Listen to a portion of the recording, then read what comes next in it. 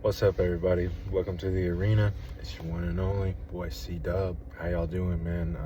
I'm coming at y'all today. I'm getting back on the topic of the workforce once again, guys. I'm going to talk about, a sensitive topic that I think is definitely relevant for today's atmosphere in the world and stuff, guys. One thing that's commonly touted to me that I think is a complete myth, and I think has been a complete myth for a long time, guys, is job security, right? People think that because you work with these corporations and stuff like that, that you have more security than being out on your own. And I'm here to tell you with some anecdotal stories and stuff, I don't think that's the truth. I think that's actually far from the truth. And I think that you place yourself within a contract, right, of rules, requirements, and evaluations that you will uphold a certain standard, and maybe the company holds up their end of that bargain and their end of that deal. But I haven't always seen that, and where I live at and stuff in surrounding areas, we're not union type states and stuff. So for one, the pay is low because you can't collectively bargain with these companies. They set the requirements. And for two, they can pretty much shit can you for whatever they feel like. One of my grandfathers, he was a lifelong mechanic, race car driver, all of that, stock cars, dirt track racing. That's big where I'm at. He worked in the dealerships his entire life, as a shop foreman, sales manager, that type of thing. He worked at a dealership that he helped build and stuff, big commercial dealership. I'm not going to say what car brand, but they're very successful and stuff.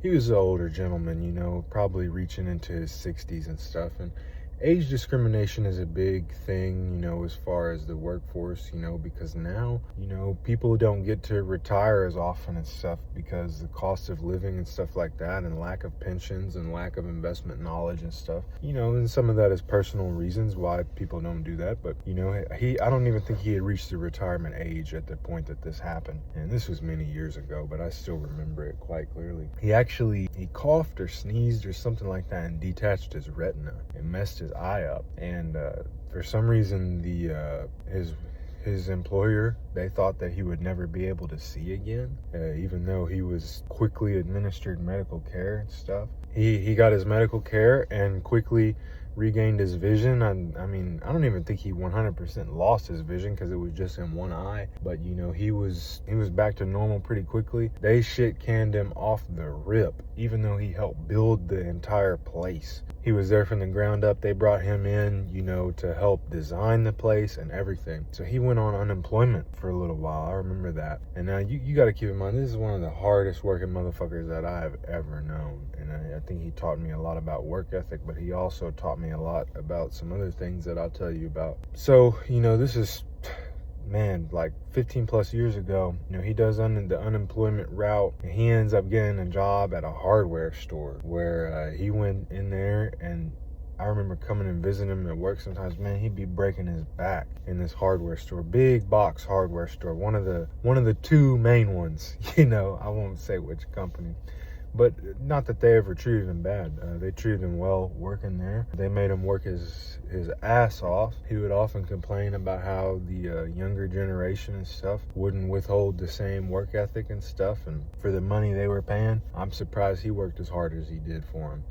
One thing that he told me when I was coming up is be careful who you work hard for, because once they see what you're capable of, they'll always want that from you and a little bit more. And I've always kept that in mind, seeing as how one of the places that respected him the most and paid him the most shafted him and shit canned him, kicked him down the line like that. He worked his hardware store job for a long time, and then somehow he crossed paths with somebody from this dealership again, and they actually admitted to how wrong they were for how they did him. He went back to work for him for a little while, and obviously that was doing what he loved, man. He loved that job. That was his passion. Cars were his passion and stuff like that. Super passionate guy. It wasn't the type of thing where he was going to do something he didn't want to do. He loved doing it. He made good money doing it, especially back then, before the cost of living and everything is like it is now. He went back to work for this dealership job, and he worked there probably a year or two max. And then he got the stage 4 cancer diagnosis out of the blue. You know, they actually kept him on and let him keep working there. He worked until the point, you know, we just urged him not to go, you know, and even then he would try to go up there and maybe drive a parts vehicle around or something like that, but he just wasn't in the right mind for it. And you know, they kept him on the company until he passed away, you know, paid out life insurance. One of those ones where the company actually came back around and did the right thing, but obviously it was too late for him to really enjoy it. You know, that's his passion and stuff, and it was taken from him. You know, I do have respect for the company for eventually coming back around and giving him the opportunity that he deserved again, and I think he definitely retained his dignity with that. But on the important note, you know, be careful who you work hard for, because once they see that you are the one with the strong back and the strong mind and the strong will, they're going to let you carry the slack of the others. And that's one thing he always taught me, is that if they're not paying you serious money, then you really like the exchange for it, hey man, hold off on it. And what he really taught me was a lot of entrepreneurship type stuff too, because before my time and stuff, he was really in the entrepreneurship field and he made a lot of money doing it. I think that he worked even harder probably doing some of the entrepreneurship stuff, so he went back into the car industry and stuff. And you know, back then, 30 years ago, 20 years ago, the car industry was way different. That shit was booming.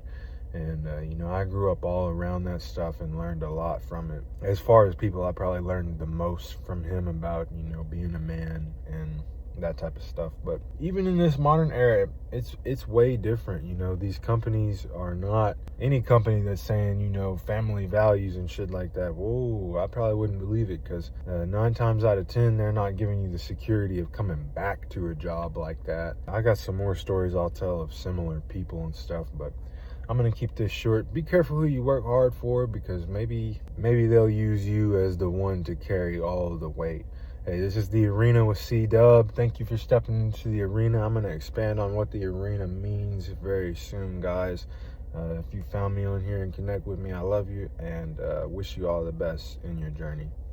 Peace.